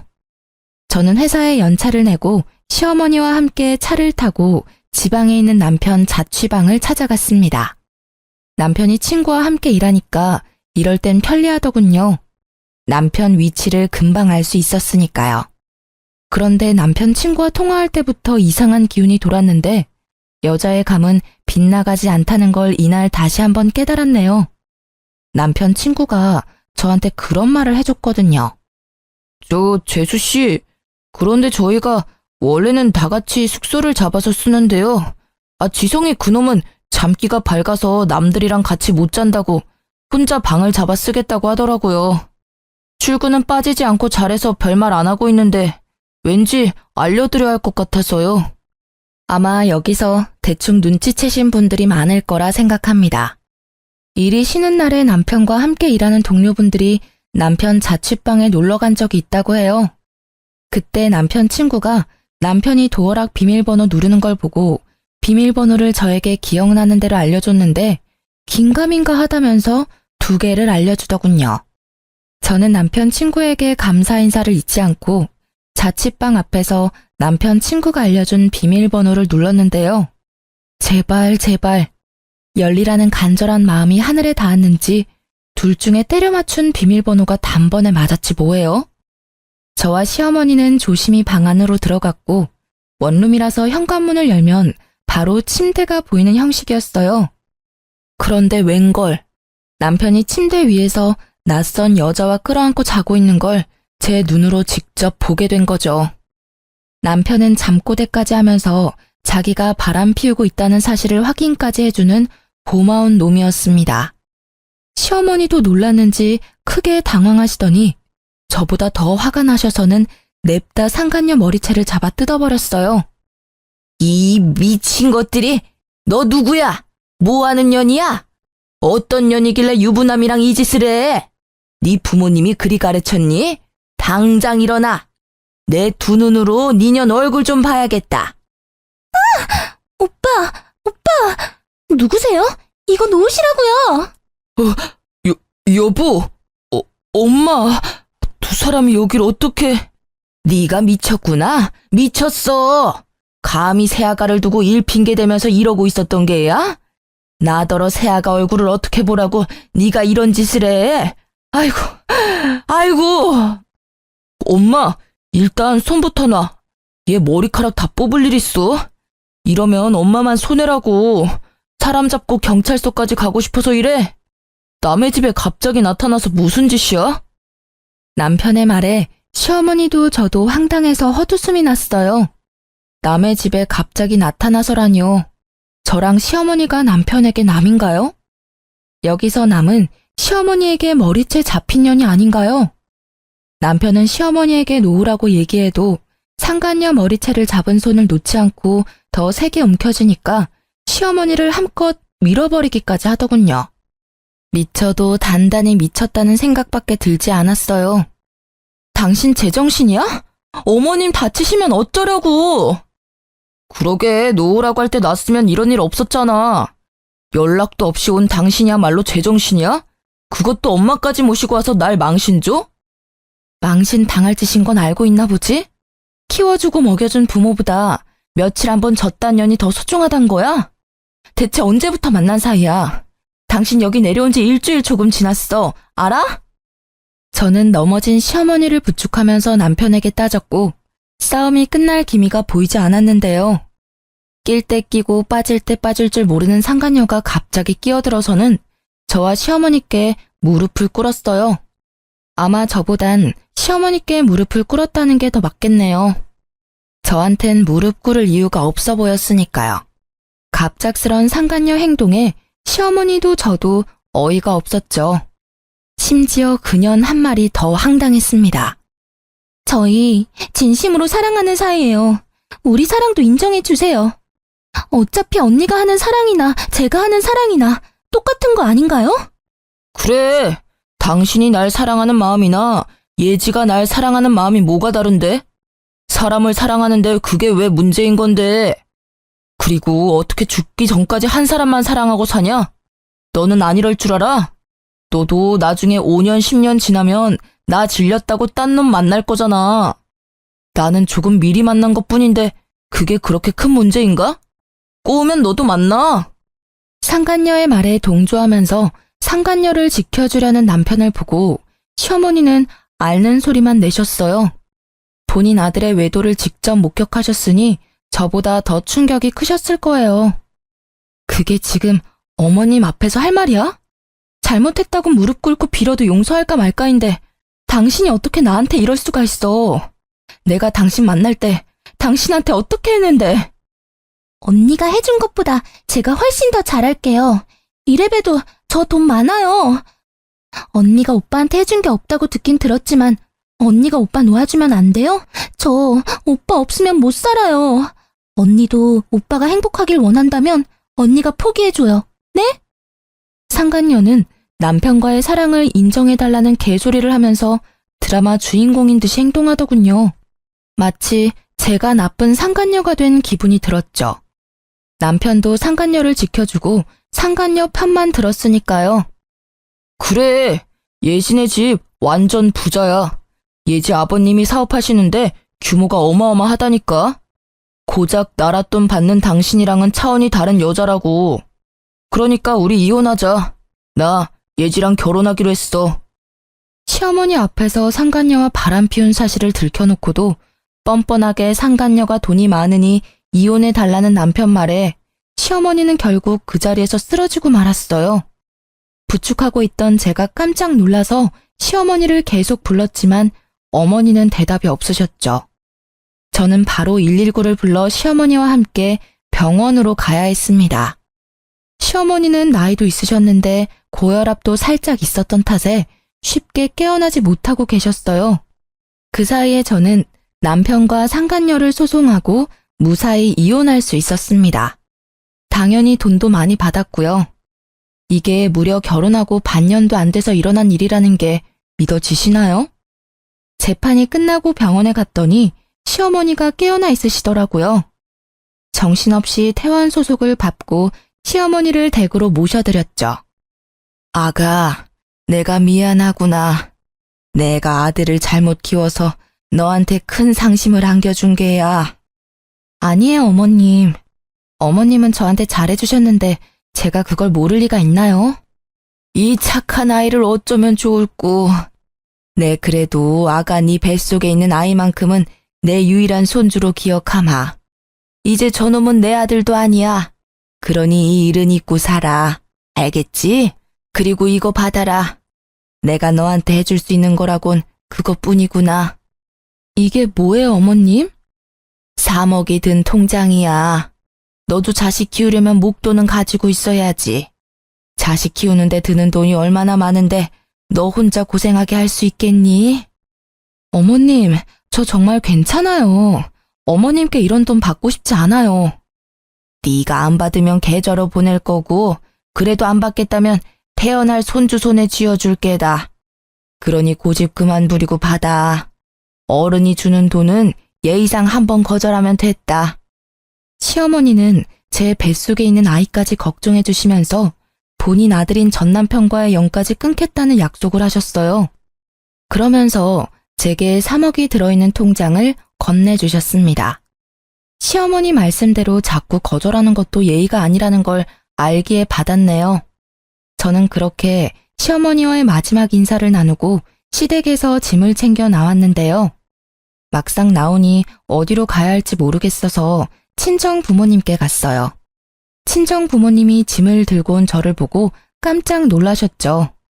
그간 있었던 일을 전부 말해주고 이혼했다는 말까지 마치자 눈에서 눈물이 펑펑 터지더군요. 친정 부모님은 저를 꼭 안아주시면서 아무 말씀도 안 하셨고 저랑 제 아이만 안 다쳤으면 됐다고 따스하게 받아주셨습니다. 그렇게 저는 전 남편과 갈라서고 친정에서 지내게 됐죠. 그렇게 시간이 흐르고 저는 부모님과 함께 산부인과에 가서 출산하고 엄마가 제 아들을 봐주겠다고 해서 저는 새로운 직장에 취직할 수 있었어요. 이제 조금 무탈하게 지내나 싶었는데 전 남편은 이혼하고도 저를 가만두지 않더군요. 한날 전 남편이란 작자에게 전화가 와서 안 받으려다가 혹시 시어머니께 무슨 일이라도 생겨서 연락한 줄 알고 덥석 받아버렸습니다. 네가 날 회사에서 쫓아냈다고 내가 알거지처럼 살 줄 알았냐? 역시 나는 운이 좋은 남자라니까. 내가 그랬잖아. 내 새 마누라 집안이 아주 빵빵한 집안이라고.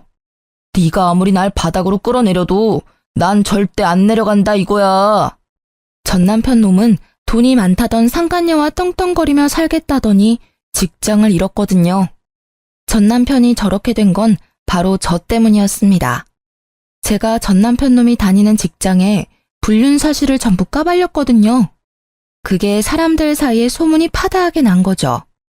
그 소문 때문에 윗선에서 징계 처분을 내렸고 권고 사직까지 당했다고 들었네요. 그런데 제 계획과는 조금 다르게 전 남편은 재혼한 상간녀 덕을 크게 본 모양이더라고요. 그런 시덥잖은 얘기하려고 전화했니? 넌 할 일이 그렇게 없어? 아니면 지금 네 와이프가 잘 못해주나 봐? 내 생각이 나서 전화하는 거 보면. 저는 일부러 전 남편을 자극하는 말만 해댔는데 저놈은 뭐가 좋은지 실실 웃기만 했어요. 웃음소리가 고마까지 흘러들어오니까 온몸에 소름이 쫙 끼쳤습니다. 무슨 그런 섭섭한 말을 해. 지금 내 와이프가 얼마나 잘해주는데. 너랑 결혼했을 때랑은 비교도 안 된다고. 네가 내가 불륜남이라고 소문낸 건 열이 받지만 그 덕에 내가 더 좋은 회사로 이직하게 됐잖냐. 내 장인어른 회사로 가거든. 야, 고맙다. 전 남편이 망하길 바라고 바란 건 사실인데 하필 상간녀 집안이 사업가 집안이라 전보다 더 좋은 회사로 이직한다면서 저를 비웃기 위해 한 전화였어요. 그렇다고 여기서 포기할 제가 아니었죠. 저는 전 남편에게 영혼이 하나도 없는 축하 인사를 전하고는 회사 이름을 은근슬쩍 물어봤어요. 마음속으로 그쪽 회사에 찾아가 망신이라도 주려고 생각했거든요. 멍청한 전 남편은 신이 나서 단번에 회사 이름을 알려주더라고요. 너네 집안은 엄두도 못 낼 회사지? 어때? 이제 나랑 이혼한 게 후회되지? 이렇게 능력 있는 남편을 놓친 게 네 인생에서 제일 후회하는 순간일 거야. 그렇지. 그렇고 말고. 상간녀 아빠 회사 찾아가 깽판이라도 치려 했던 제 계획이 보기 좋게 사라졌어요. 왜냐면 그 회사는 저희 아빠 회사의 하청업체였거든요. 참지 못하고 크게 비웃고 말았어요. 그러자 이놈이 눈알이라도 굴리는지 조용하더라고요. 드디어 미친 거야? 이 상황에 웃는 걸 보니까 이 옆에 내가 진짜 미쳤구만. 야, 고작 그딴 회사 들어가서 나한테 자랑하려고 전화했냐? 너랑 이혼한 게 내 인생에서 가장 잘한 일이야, 이 멍청한 놈아.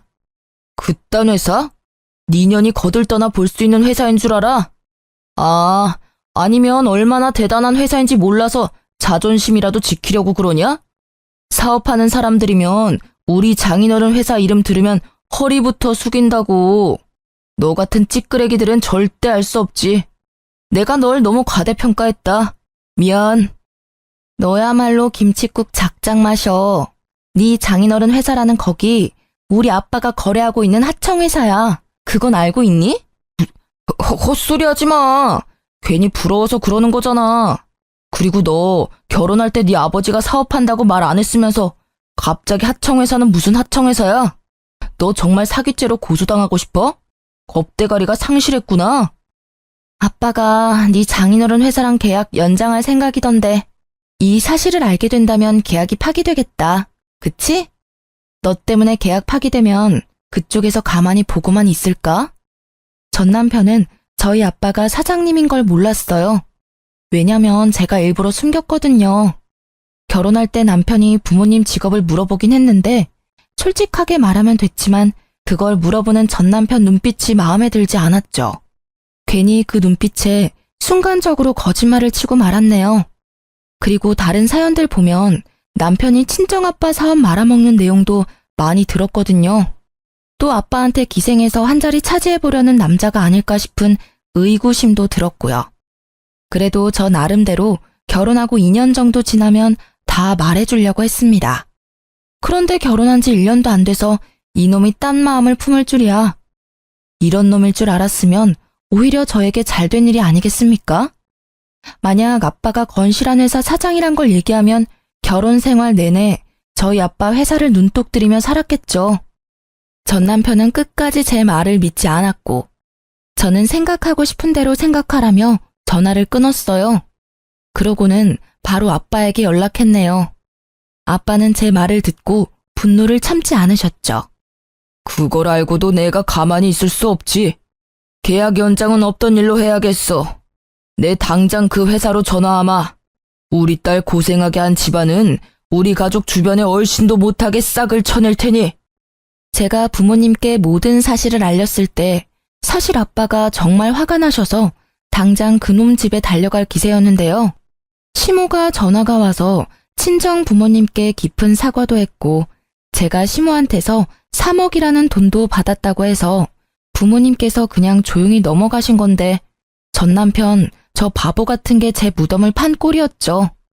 아빠는 제 덕에 하청회사 사장님이 상간녀의 부모님이란 사실을 알게 됐고 저와 전화를 끊자마자 바로 상간녀 아빠에게 전화해서 거래도 끊고 계약 연장도 없던 일로 하겠다고 했다네요. 아빠의 묵직한 한방에 상간녀 아빠는 아무런 말씀도 하지 못했다고 해요. 그건 바로 상간녀 부모님은 정말로 상간녀와 전 남편이 그런 사이로 시작한 줄 몰랐다고 했거든요. 상간녀 아빠는 정신을 차리고 저희 아버지에게 무한한 사과를 끝으로 전화를 끊었고 상간녀 부모님이 자기 딸을 쥐잡듯이 잡았나 봐요. 상간녀가 울면서 저에게 전화를 했더라고요. 언니, 제가 잘못했어요. 저희 아빠 회사가 언니네 아빠 회사 하청회사라고 하던데 제가 이렇게 빌게요. 그러니까 언니 아버지께 말씀 좀 잘 전해주면 안 될까요? 회사끼리 계약 성립 못하면 저희 아빠가 제 머리를 전부 밀어버리겠다고 벼르고 있단 말이에요. 언니가 저 한 번만 살려주시면 제가 뭐든 어떤 방법으로든 갚을게요. 네? 제발 살려주세요. 내가 왜 그쪽을 살려줘야 하죠? 그쪽은 제 아이를 아빠 없는 아이로 만든 사람인데. 그리고 착각하나 본데 당신은 나한테 뭐든 어떤 방법으로든 갚을 수 없어. 사람은 고쳐 쓸 수 있는 물건이 아니거든. 어떻게 하면 언니 마음이 풀리는데요? 언니 제발요. 만나서 얘기할래요? 제가 언니 있는 대로 바로 갈게요. 지금 어디세요? 그쪽은 됐고 니년 남편이 내 눈앞에서 무릎 꿇고 진심으로 빌지 않는 이상 난 절대 네 부탁을 들어주지 않을 거야. 네 아버지 회사를 살리고 싶으면 니년 남편을 나한테 보내. 알겠어요. 알겠다고요. 오빠만 언니한테 보내주면 저희 아빠 회사 계약하게 해주는 거죠? 안 그래도 엄마 아빠가 오빠랑 결혼 반대하고 있어서 저도 심란하다고요. 저더러 불륜녀라고 하시는데 그래요. 인정할게요. 인정하고 언니한테 사과할게요. 정말 미안해요. 잠깐만. 결혼을 반대한다고? 아직 결혼한 게 아니야? 오빠랑 같이 살고 있긴 하지만 아직 혼인신고도 결혼식도 못 올렸어요. 준비하던 중에 일이 터지는 바람에 결혼할 수 있을지도 모르겠고요. 아, 저희 부모님이 언니네 아빠 말씀 듣고 쓰러지셔서 그만 가봐야 할 것 같아요. 아무튼 언니 약속 지켜요? 꼭이요? 상간녀는 전 남편을 제게 보내주겠다고 확실하게 얘기하고는 전화를 끊었는데 이건 또 무슨 말인가요? 전 남편은 분명 상간녀가 자기 와이프고 상간녀 아버지가 자기 장인어른이라고 저한테 막 떠들어댔는데 그게 전부 새파란 거짓말이었다는 소리잖아요. 저한테 뭐라도 자랑하려고 그랬다는 걸 아니까 없던 정도 다 떨어지더라고요. 아무래도 전 남편이 저한테 자격지심이라도 있었나 봅니다. 안 그러고서야 그놈이 저한테 그러겠어요? 상간녀에게 문자가 왔는데 상간녀 부모님이 자기 딸이 파렴치한 불륜녀일 줄은 꿈에도 몰랐다면서 당연히 전 남편과 상간녀의 결혼도 절대 안 된다고 머리를 싸매고 들어놓으셨다고 전해주더군요. 굳이 알고 싶지 않았는데 알려주니까 그나마 통쾌하긴 했네요. 자식을 잘못 키운 부모에게도 죄가 아예 없는 건 아니니까요. 결국 전 남편과 상간녀는 둘 다 제 앞에 무릎을 꿇게 되었습니다. 진작 받아야 할 사과를 이제야 받게 된 거죠. 숭이야, 미안해. 나보다 뭐든 잘하는 네가 부러워서 그랬어. 내가 모자란 놈이라서 그래. 너도 알잖아. 시험도 너 혼자 떡하니 붙고 머리가 안 되니까 난 몸으로 때우는 일에 만족해야 했고. 그러던 중에 예지가 나한테 혜정처럼 나타나 준 거지. 예지 없었으면 나 이렇게까지 못 됐어. 오빠는 사과하러 와서까지 내 자랑이야? 제발 눈치 좀 챙겨. 이러니까 언니한테 이혼이나 당하지. 우리 결혼하려면 언니 사과 받고 아빠 거래도 다시 성사시켜야 하는 거 잊었어? 저렇게 멍청하고 못난 놈을 왜 좋아하고 결혼까지 했는지 답답하더라고요. 저는 전 남편의 행실에 더는 눈 뜨고 봐줄 수가 없어서 전 남편 뺨을 시원하게 날렸네요. 너 지금 이게 무슨... 멍청한 놈, 머저리 같은 놈, 병신 같은 놈. 너 어머님이 나한테 3억 준 건 아냐? 너 같은 놈 만나게 해서 미안하다고 내 아들을 유일한 손주로 생각해주겠다고 정확히 3억 주시더라. 뭐라고? 3억을 줘? 우리 엄마가? 어머나, 이게 무슨 소리야? 언니 진짜예요? 제 예비 시어머니한테 3억을 받았다고요? 그럼 나는? 오빠랑 결혼하면 나한테 줄 돈은 하나도 없으신 거 아니야? 오빠 어머님한테 전화 좀 해봐. 아씨, 우리 엄마 내 연락 안 받는 거 너도 알잖아. 진짜야? 진짜 우리 엄마가 3억을 줬어? 어떻게 아들인 나는 쌩까고 너 같은 년한테 3억을 주는 건데? 전 남편은 시어머니께서 저에게 3억을 줬다는 말에 개거품을 물었고 상간녀까지 깜짝 놀랐나 봐요. 둘이서 호들갑을 다 떨어대면서 저에게 욕까지 했거든요. 그게 저들의 본 모습이겠죠. 지금 당장은 자기들이 을이니까 저에게 굽신댔던 것뿐이지 상간녀 아버지 회사와 계약이 성사되면 입 싹 닫고 모른 척하고도 남을 인간들이죠. 그래서 저도 저들을 이용만 하고 버릴 생각이었습니다. 어머님도 아셨던 거지. 네 놈이 얼마나 모자라고 그 돈을 받을 자격이 없는 놈이라는 걸. 자기 핏줄인 널 못 믿으니까 나한테 준 게 아니겠어? 아니다. 여보, 우리 다시 시작하자. 내 아들, 우리 아들도 있잖아. 아들한테 아빠의 존재가 얼마나 중요한지 당신도 알지? 나랑 얘는 아직 애가 없어. 이건 하늘이 주신 기회라고. 나 당신한테 돌아가면 정말 잘할게. 육아도 내가 다 할게. 오빠 미쳤어? 우리 아빠 계약은 어쩌고 갑자기 전현한테 붙겠다는 건데. 저는 상간녀 목소리가 너무 듣기 싫어서 상간녀 뺨도 날려주고는 그년의 입을 막았어요. 상간녀는 자기 아빠 계약 때문에 저에게 이러지도 저러지도 못하고 씩씩대며 화만 사귀고 있었고요. 전 남편은 상간녀 눈치를 보다가 제 손을 붙잡고 계속 다시 합치자고 애원하길래 쐐기를 박아줬네요. 그래, 당신 말이 맞네. 네 놈이 미치도록 싫어도 나한텐 네 놈 피가 아주 조금 섞인 우리 아들이 있으니까. 그러니까 당신 말대로 전현 버리고 나한테 오면 재혼 생각은 해볼게. 어차피 둘이 결혼하긴 글러 보이지만. 저는 상간녀와 전 남편을 보고 비웃었습니다. 저에게 돈 많은 여자 만났고 둘의 사랑을 인정해달라며 떵떵거리던 그 모습은 온데간데 없고 비굴하고 비겁하고 쪼잔한 모습만 남은 걸 보니 꽤 볼만하더군요. 설마 이걸 넘어오겠어? 하며 그냥 던진 말이었는데 저놈은 0.1초의 고민도 없이 눈이 반짝거리더라고요. 그때 알았죠. 아, 이놈은 돈이라면 만수르 발가락도 핥을 놈이구나 하고 말입니다. 당신이 날 받아준다고 약속만 한다면 나는 언제든 돌아갈 준비가 된 놈이야. 역시 나는 운이 좋은 놈이라니까. 가늘고 길게 사는 인생도 나쁘지 않다는 거지. 오빠 정말 저 여자한테 가겠다고? 그러면 나는 진짜 사랑하는 건 나라며. 야, 닥쳐. 내 인생이 꼬인 게 누구 때문인데? 다 너 때문 아니야, 이 개 같은 년. 너만 없었어도 저 3억이 내 손에 있었을 텐데. 너 말 잘했다. 오늘 스트레스 좀 풀어야겠어. 전 남편은 갑자기 상간녀 머리채를 잡더니 미친 듯이 손을 흔들었죠. 상간녀도 한 성깔하는지 전 남편이 남자인데도 불구하고 맞서 싸우면서 둘이 치고받고 싸우더군요. 이 쓰레기 새끼야. 네가 어떻게 나한테 이럴 수가 있어? 우리 아빠한테 다 이를 거야. 네 아빠보다 얘네 아빠가 훨씬 높은 회사 사장인데 네가 이른다고 뭐가 달라질 줄 알아? 어려서 좋아해줬더니 뇌까지 빈년이네 이거. 야, 가서 일러. 내가 네 머리 다 뜯었다고 일러. 저는 저들의 싸움을 일절 말리지 않았어요. 둘 다 지칠 때까지 싸우는 걸 팔짱 끼고 구경만 했죠.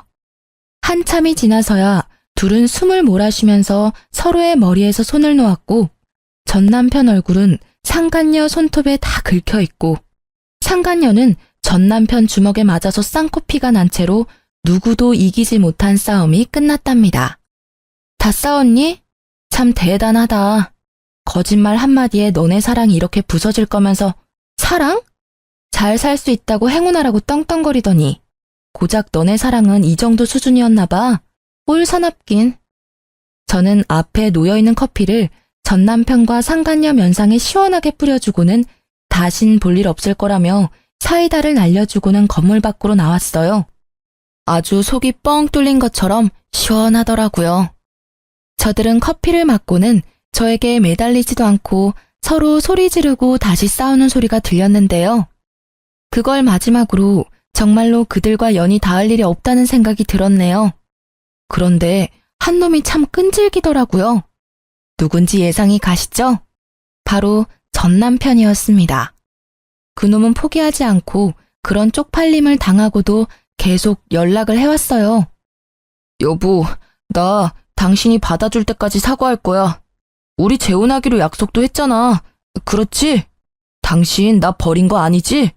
나 당신 믿어. 믿고 기다릴게. 내 연락 보고 있는 거 다 알아. 사람이 기다린다고 했으면 답장은 해줘야 하는 거 아니냐?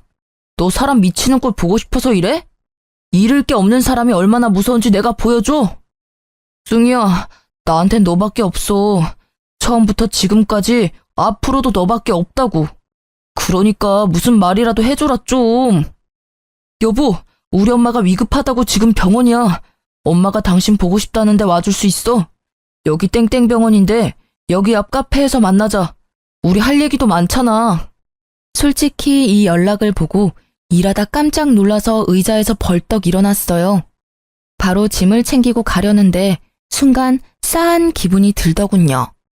설마 이런 걸로 거짓말하진 않겠지. 불안한 마음에 시어머니께 전화를 했는데요. 승희야, 목소리가 왜 그러니? 무슨 일 있어? 어머님, 어디 아프신 거 아니죠? 건강하신 거죠? 아유, 그럼 난 괜찮지. 승희 네 목소리 들으니까 없던 힘도 펄펄 난다. 어머님, 혹시 조금이라도 어디 불편하시면 바로 저한테 연락하셔야 해요. 아셨죠? 전 시모와는 가끔 연락을 주고받았는데 근래에 전 남편에게 복수한다고 연락을 못했었거든요. 그런데 이 와중에도 눈 하나 깜빡이지 않고 본인 엄마를 팔아넘기는 못된 놈에게 치가 떨리고 말았습니다. 전 시모는 오랜만에 닿은 제 연락에 무척이나 반가워하셨고 저는 전 남편이 시모에게까지 나쁜 짓을 할까봐 일주일에 한 번은 꼭 연락을 유지하고 있었네요. 물론 전날 이후로 전 남편의 연락수단은 전부 차단했어요. 저놈은 고쳐도 안 되는 놈이라는 걸 알았고 저놈을 고치는 사람이 있다면 제가 수억 원을 드릴 수도 있을 것 같네요. 며칠 전에 아빠에게 들었는데 아빠 회사로 상간녀 아버지가 찾아오셨다고 하더라고요.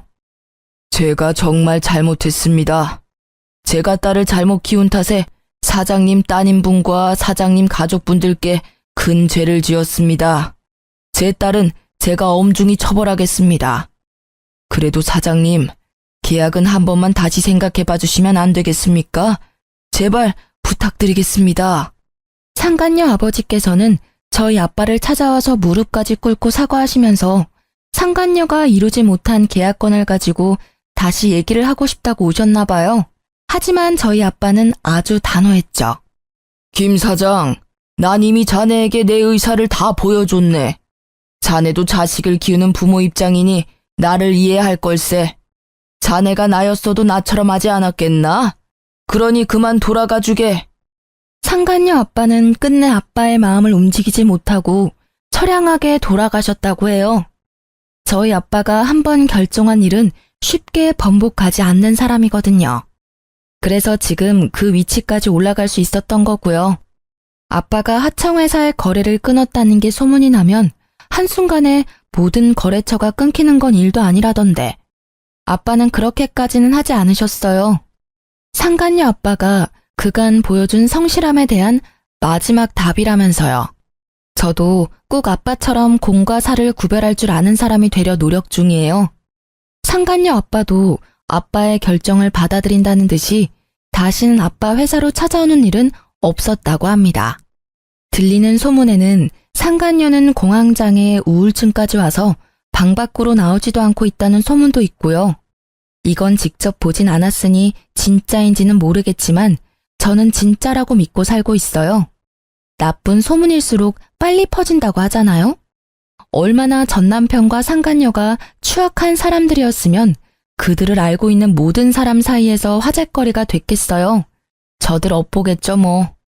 저는 지금 친정 부모님과 함께 지내면서 곧 승진을 앞두고 있는데요.